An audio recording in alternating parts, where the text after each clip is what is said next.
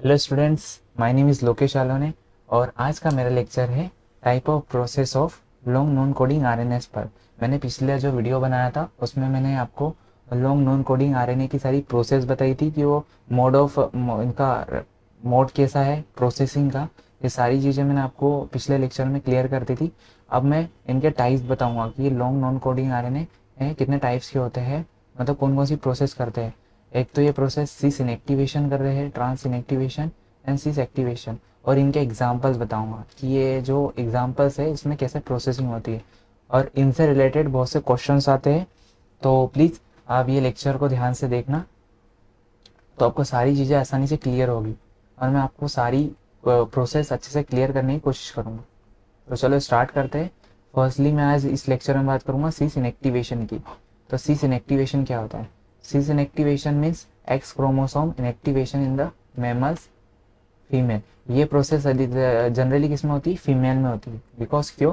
क्योंकि फीमेल में क्या होता है, 2x क्रोमोसोम्स प्रेजेंट होते हैं, और अगर हम मेल की बात करें तो मेल में only single x chromosome present होता है और एक वाई क्रोमोसोम प्रेजेंट होता है। अब ये जो सिंगल एक्स क्रोमोसोम है ये डिफरेंट प्रोसेस में, या फिर हम बोल सकते हैं डिफरेंट जीन को कोड करता है ना, जीन को कोड करता है। इसमें डिफरेंट टाइप्स के जीन्स प्रेजेंट होते हैं, फंक्शनल जीन्स प्रेजेंट होते हैं। तो इसमें टू एक्स क्रोमोसोम है और ये दोनों एक्स क्रोमोसोम में सेम टाइप के जीन्स प्रेजेंट होते हैं, और ये सेम टाइप के जीन्स अगर कभी दोनों के दोनों अगर ये कभी किसी फीमेल से ट्रांसफर होते हैं तो इसमें ओनली एक मदर जीन, मेटरनल जीन ही प्रेजेंट होगा, और मेटरनल जीन प्रेजेंट होने के कारण क्या होगा, इसमें जो भी ऑर्गन्स फॉर्मेशन हो रहे हैं इनका डुप्लीकेशन हो जाएगा। तो इसलिए एक क्रोमोसोम्स का इनएक्टिवेशन जरूरी होता है। तो इस क्रोमोसोम के इनएक्टिवेशन के लिए जो क्या होता है कि इस क्रोमोसोम्स पर ही एक ऐसा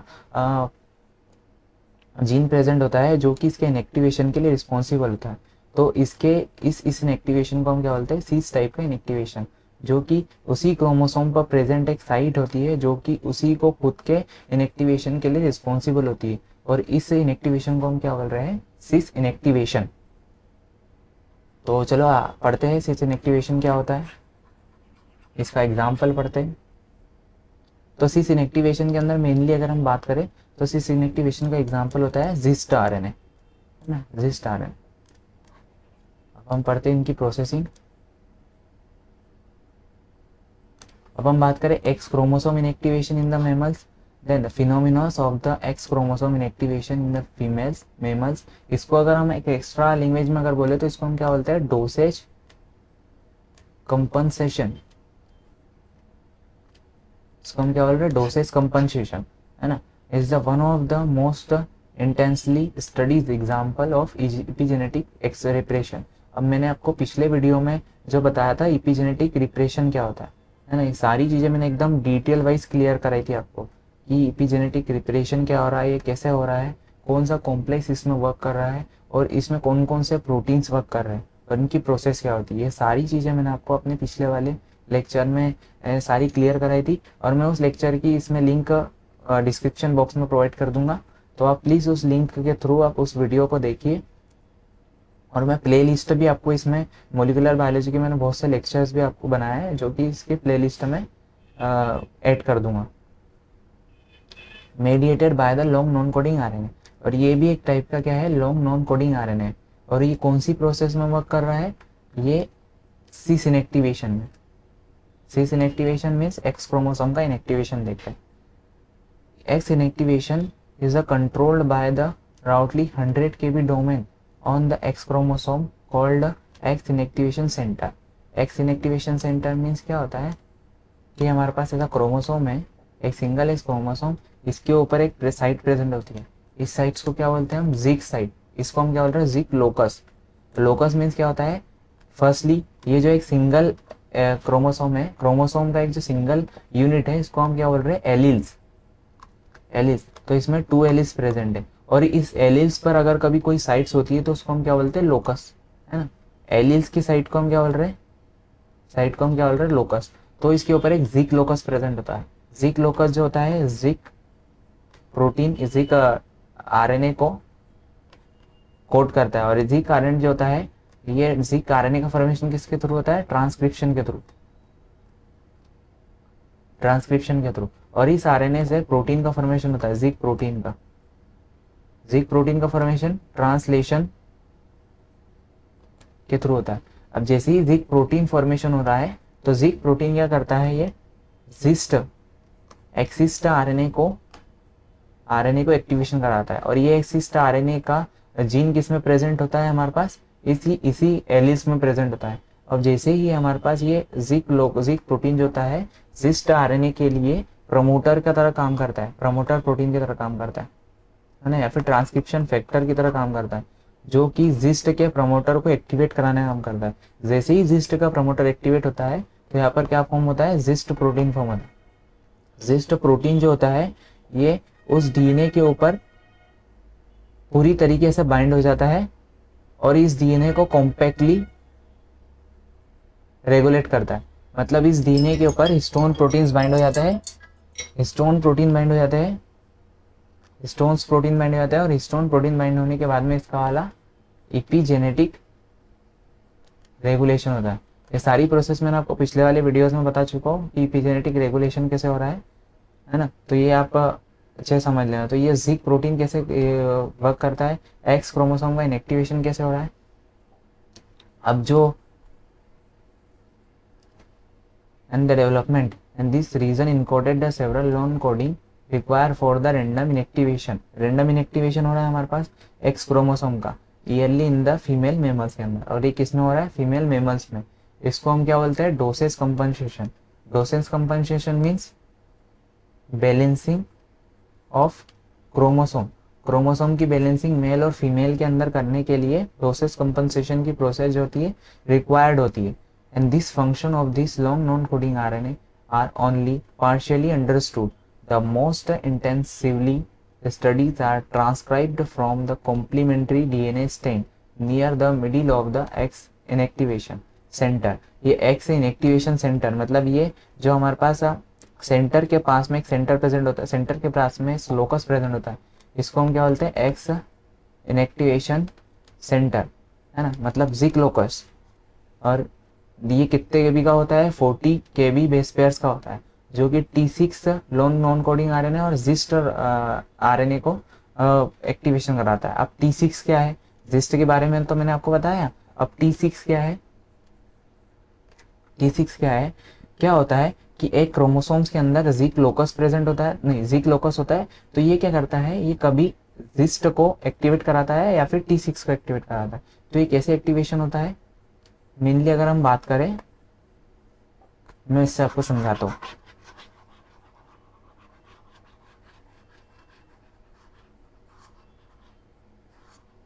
मेनली अगर मैं बात करूं तो मैंने आपको पीछे बताया था जब डीएनए हमारे पास इस टाइप से प्रेजेंट होता है। एक मेरा लेक्चर है जिसमें मैंने आपको डीएनए का स्ट्रक्चर बताया। तो डीएनए जो होता है किससे मिलकर बना है, 2 पॉली न्यूक्लियोटाइड चेन से मिलकर बना है। और ये दोनों न्यूक्लियोटाइड चेन जो होती है एक दूसरे की क्या होती है, कॉम्प्लीमेंट्री होती है। कॉम्प्लीमेंट्री मीन्स क्या होता है, एक दूसरे के अपोजिट होती है, अपोजिट मीन्स जैसे कि अगर यहाँ पर ए प्रेजेंट है तो इसका अपोजिट कौन बाइंड होता है, टी बाइंड होता है। अगर यहाँ पर सी प्रेजेंट है तो यहाँ पर इसका अपोजिट क्या कौन बाइंड हो रहा है, जी बाइंड हो रहा है। तो ये कौन है, इसके कॉम्प्लीमेंट्री है, मतलब इस सीक्वेंस के कॉम्प्लीमेंट्री है। तो अगर हम किसी डीएनए की इस टाइप से बात करें तो ये डीएनए अगर कभी हम इस साइड से पढ़ेंगे तो ये ATGC ऐसा आएगा। अगर और इसका जो नीचे वाला साइड होगा, इसको अगर कभी हम इस साइड से पढ़ें, ए के साइड में टी बाइंड हो रहा है, टी के साइड में क्या कौन बाइंड हो रहा है, ए बाइंड हो रहा है, जी के साथ में सी बाइंड हो रहा है, सी के साथ में जी बाइंड हो रहा है। तो अगर कभी हम इसको इस साइड से पढ़ेंगे, जैसे डीएनए का रेप्लिकेशन जो होता है बाई डायरेक्शनल होता है, बाई डायरेक्शनल होने के साथ में एक तरफ 5 days to 3 days इस टाइप से चलता है, दूसरी तरफ 5 days to 3 days इस साइड से चलता है ना। तो इस साइड से अगर हम देखेंगे तो इसका कॉम्प्लीमेंट्री डीएनए हमारे पास फॉर्मेशन होगा। कॉम्प्लीमेंट्री डीएनए मीन्स अगर हम नॉर्मली अगर मैं आपको समझाऊँ तो ये जिस्ट है और ये भी जिस्ट है ना। अब ये 5 days to 3 days इसका वाला एक्टिवेशन वाला इस साइड और इसका वाला 5 days to 3 days इस साइड में एक्टिवेशन है। तो ये दोनों जो होते हैं एक दूसरे के कॉम्प्लीमेंट्री है। मैंने आपको बताया जिस्ट है, ये भी जिस्ट है ना। तो अगर जैसे ही यहाँ पर जिक लोकस जिक लोकस बाइंड होता है तो जिक लोकस फर्स्टली एक एलील के क्रोमोसोम किसी भी एलील, ये क्या है, एक एलील है, इस एलील के डीएनए के एक स्ट्रैंड पर जाकर प्रमोटर की तरह वर्क करता है। तो प्रमोटर की तरह वर्क करने पर ये क्या करता है, इस जिस्ट लोकस को एक्टिवेशन कराता है। जैसे ही हमारे पास जिस्ट लोकस एक्टिवेशन हो रहे हैं तो ये T6 जो कि हमारा 5' to 3' बन रहा है, इसको इनिबिट करा देता है, इसको इनिबिट कराएगा। और जिस्ट क्या कर रहा है, कौन सी प्रोसेस को प्रोसीड कर रहा है, रीमॉडलिंग से रिप्रेशन को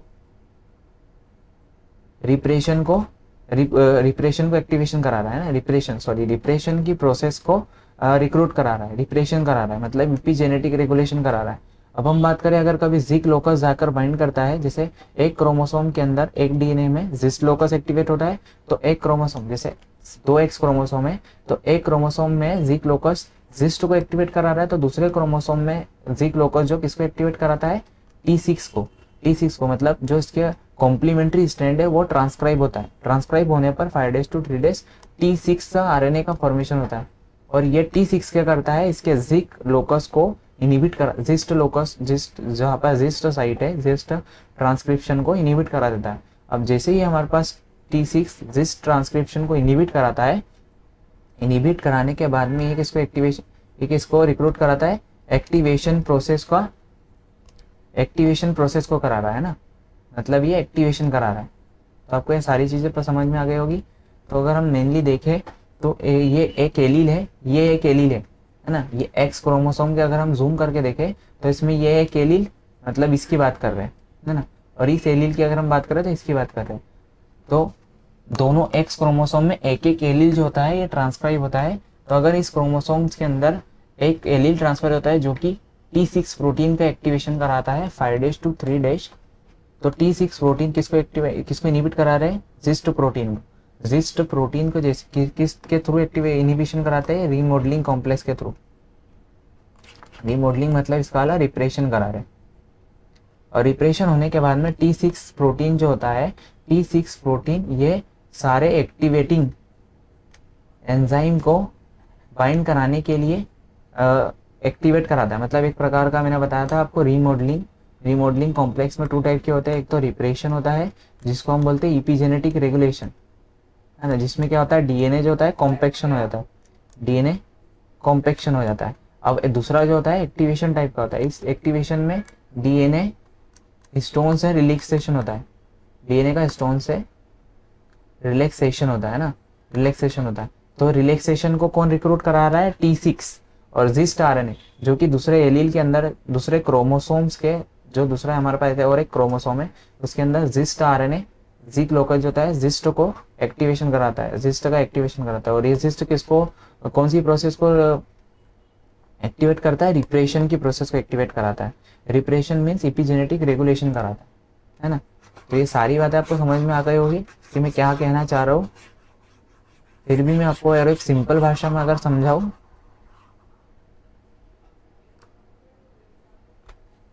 तो ये 2 क्रोमोसोम्स है, इनके दोनों पर सेंट्रली प्रेजेंट क्या होती है, जिक लोकस प्रेजेंट होता है। अब ये एक जिक लोकस जो एक एलील का है, सॉरी, जैसे कि इस टाइप के क्रोमोसोम्स है। अब इस क्रोमोसोम में जो है इस वाले एलील्स पर जिक लोकस किसको एक्टिवेट करा रहा है, इसके वाले जिस्ट को, है ना। और इस वाले क्रोमोसोम्स के अंदर जिक लोकस इसको एक्टिवेट करा रहा है, जो कि किसको एक्टिवेट करा रहा है, T6 को, है ना। ये इस टाइप के कॉम्प्लीमेंट्री है, T6 और जिस्ट, है ना, ये इस टाइप के कॉम्प्लीमेंट्री है। अब कॉम्प्लीमेंट्री होने के कारण क्या होता है, इसमें जो एक एक एलील है वो जिक लोकस को एक्टिवेट करा रहा है जिस्ट के लिए, जिस्ट के लिए ये प्रमोटर की तरह वर्क करता है।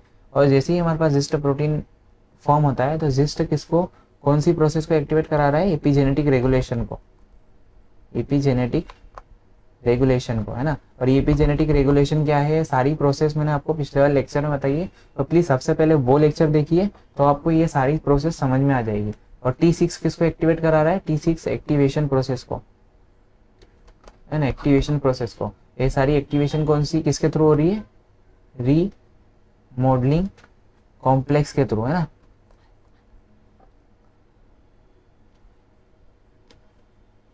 तो ये सारी सब कुछ चीज़ें मैं थ्योरेटिकल फॉर्म में है, तो इसको पढ़ लेते एक बार। The region of the X inactivation centre encoding the non coding RNA Xist, है ना। मैंने आपको बताया कि ये जिस्ट को जिस्ट के लिए रिस्पॉन्सिबल होती है या फिर T6 के लिए रिस्पॉन्सिबल होती है। T6 क्या है, एक्टिवेटिंग प्रोटीन है, और जिस्ट जो है इनएक्टिवेटिंग प्रोटीन है ना।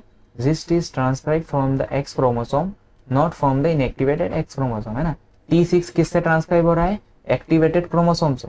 एक्टिवेटेड क्रोमोसोम मैंने आपको बताया, एक क्रोमोसोम जो होता है इनएक्टिवेट हो जाएगा प्रोसेस कंपनसेशन से, कॉम्पेक्शन से, और एक क्रोमोसोम जिसके अंदर T6 बन रहा था ये एक एक्टिवेटिंग क्रोमोसोम में एक्टिवेट होगा, है ना, जो कि इनिबिट कराएगा उसके अंदर। अगर रेजिस्ट प्रोटीन है तो उसको इनिबिट कराएगा कि तुम अभी इनिबिट रहो।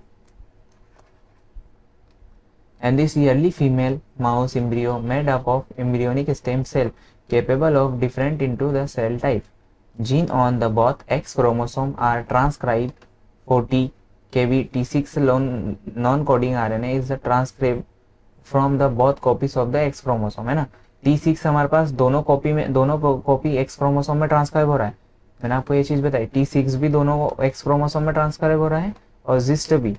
और जहां पर एक्टिवेटिंग कॉम्प्लेक्स है तो T6 क्या कर रहा है, किसको, जिस्ट को इनिबिट करा दे रहा है, और जहां पर हमारे पास जिस्ट एक्टिवेटेड है वहां पर T6 को इनएक्टिवेट करा दे रहा है ना।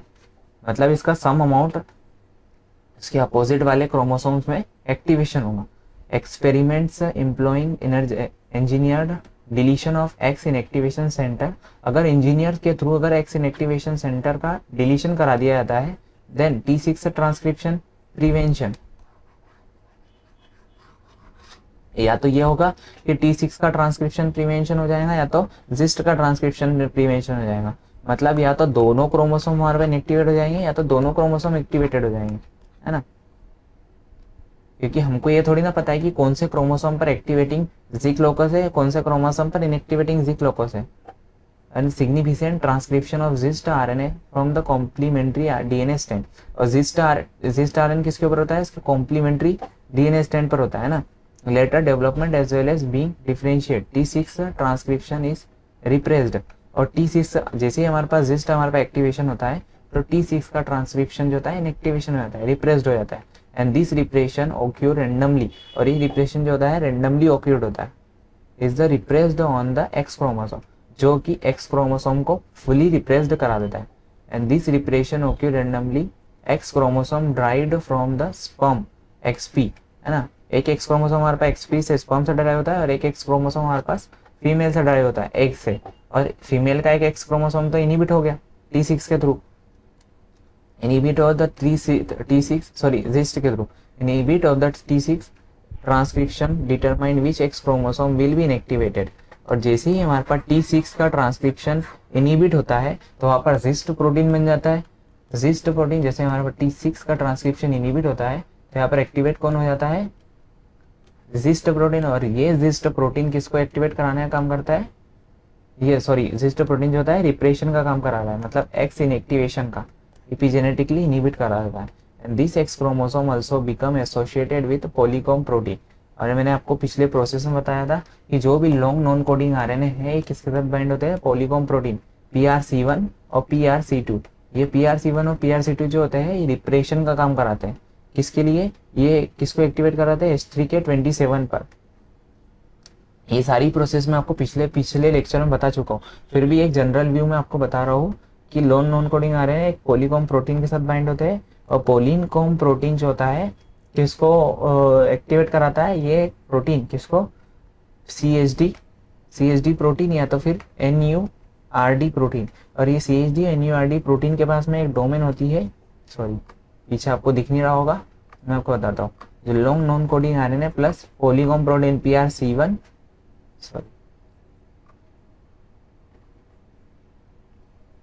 PRC1 एंड PRC2 ये दोनों प्रोटीन के साथ बाइंड करके किसको एक्टिवेट कराने का काम करता है, ये एक्टिवेट कराता है रीमॉडलिंग कॉम्प्लेक्स। रीमॉडलिंग कॉम्प्लेक्स कौन सा, NURD प्लस CHD, ये दोनों को ये दोनों का अलग अलग एक्टिवेट कराता है NURD और CHD। इनके पास कौन सी डोमेन होती है, इनके पास होती है क्रोमोडोमेन। और ये क्रोमोडोमेन के पास में कैसी कैपेबिलिटी होती है कि ट्राई मिथाइलेशन कराता है, किस पर, लाइसिन के फोर्थ लाइसिन पर, है ना, फोर्थ लाइसिन पर ट्राई मिथाइलेशन कराता है, किसके, हिस्टोन की टेल के, हिस्टोन एन टर्मिनल टेल के लाइसिन के फोर्थ लाइसिन पोजीशन पर 3 मिथाइलेशन करा रहा है। और ये 3 मिथाइलेशन क्या करता है, हिस्टोन का कॉम्पेक्शन कराता है, और कॉम्पेक्शन कराने के बाद में इपिजेनेटिक रेगुलेशन कराता है ना, मतलब एक्स इनएक्टिवेशन। और ये लॉन्ग नॉन कोडिंग आरएनए हमारे पास कौन सा है, जिस्ट। जिस्ट किसके द्वारा एक्टिवेट हो रहा है, जिक लोकस के थ्रू, है ना। अब जैसे ही हमारे पास इसका कॉम्प्लीमेंट्री सेकेंड क्रोमोसोम में जिस्ट का कॉम्प्लीमेंट्री T6 अगर बनता है, T6 प्लस एक प्रोटीन्स होते हैं जो कि एक स्कैफोल्ड प्रोटीन होते हैं, मैं आपको बताऊंगा LNC2, ऐसा कोई प्रोटीन्स है जो कि किसको इनहिबिट करा रहे हैं, रीमॉडलिंग NURD और CHD को इनहिबिट कराते हैं। और किसको एक्टिवेट करा रहे हैं, ये एक्टिवेट कराते हैं GCN4 प्लस CR2 कॉम्प्लेक्स, है ना। CR2 कॉम्प्लेक्स क्या होता है, CR2 कॉम्प्लेक्स ये डीएसिटाइलेशन, सॉरी CR2 कॉम्प्लेक्स बोल रहा हूं मैं,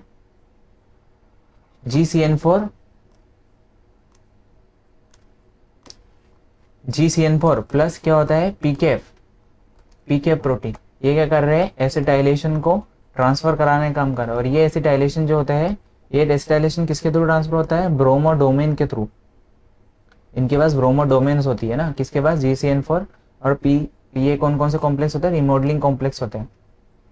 जैसे ही ब्रोमोडोमेन के थ्रू रिमॉडलिंग कॉम्प्लेक्स के एसिटाइलेशन होता है, वहां पर एक्टिवेशन होता है। एक्टिवेशन मीन्स हिस्टोन का DNA से रिलैक्सेशन होता है।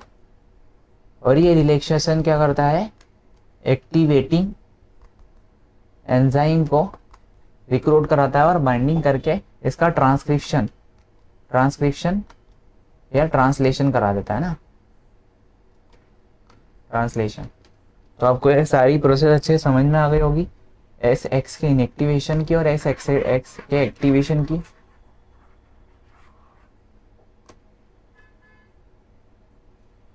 और अभी अभी रिसेंटली एक स्टडी में देखा गया है कि इसके अंदर जो हम एक्टिवेशन रीमॉडलिंग कॉम्प्लेक्स की मैं बात कर रहा हूँ, जैसे कि GCN4 और GCN4 बोल रहा हूँ, इसमें जो इनएक्टिवेशन कॉम्प्लेक्स हो रहा है हमारे पास NURD और CHD, जिनके पास में क्या है, क्रोमोडोमेन है। ये क्रोमोडोमेन्स क्या कर रहे हैं, ये एक प्रोटीन को रिक्रूट करा रहे हैं। कौन से प्रोटीन को, स्मार्ट प्रोटीन को। और ये स्मार्ट प्रोटीन क्या है, ये को रिप्रेसर है, जो कि इसकी प्रोसेस को, जो कि क्या है, जो कि ये रिप्रेशन की प्रोसेस को इनहेंस कराने का काम करता है ना, मतलब फास्टली इपिजेनेटिक रेगुलेशन कराने का काम करता है। और जो इनहेंस प्रोटीन है, जैसे smart is the turn interact with the stone deacetylase, जो कि स्टोन का डीएस्टाइलेशन करा रहा है ना, डीएस्टाइलेशन करा रहा है। और वहां पर मिथाइलेशन कौन कराता है, हमारे पास जिस्ट ये सारी चीजें इसको एक्टिवेट करा रहे हैं, स्मार्ट प्रोटीन को, जो कि किसकी तरह है, NURD और CHD की तरह है, स्मार्ट प्रोटीन, है ना। ये क्या करा रहा है, डीएसिटाइलेशन। और ये प्रोटीन क्या कराते हैं, मिथाइलेशन भी कॉम्पेक्शन की प्रोसेस को एक्टिवेशन कराते हैं ना। And this show that they are required X inactivation के लिए रिक्वायर्ड होते हैं। And are other identify RNA chromatin domain protein that as smart and to Xist RNA required for the association of Xist RNA PRC2, है ना। Smart protein किसके लिए responsible है, gist RNA से PRC2 के बाइंडिंग के लिए। मतलब जो भी ये सारी कुछ प्रोसेस हो रही है, इसकी स्टेबिलिटी को मेंटेन करने के लिए स्मार्ट प्रोटीन रिक्वायरमेंट होता है ना। ये अभी रिसेंटली स्टडी में देखा गया है कि स्मार्ट प्रोटीन किसकी, ये जो भी इनएक्टिवेशन कॉम्प्लेक्स बन रहा है, रिमॉडलिंग कॉम्प्लेक्स, इसकी स्टेबिलिटी को मेंटेन करने के लिए रिस्पॉन्सिबल होता है। तो हमने ये चीज पढ़ी। अब मैं इसको डायग्रामेटिकली समझाऊंगा कि इसमें 2 लोकस होते हैं, जिसमें कि जिक्स लोकस एक्टिवेट कराता है उसी क्रोमोसोम पर, इसीलिए इसको हम क्या बोल रहे हैं, सिस इनएक्टिवेशन, क्योंकि ये उसी क्रोमोसोम पर इनएक्टिवेट कराने का काम कर रहा है। जैसे ही हमारे पास जिस्ट एक्टिवेट होते हैं तो ये कॉम्पेक्शन का काम करता है ना, एक इसको रीमॉडलिंग कॉम्प्लेक्स को एक्टिवेट कराने का काम करता है। रीमॉडलिंग कॉम्प्लेक्स कौन से, रिप्रेसिव कॉम्प्लेक्स या फिर एपिजेनेटिक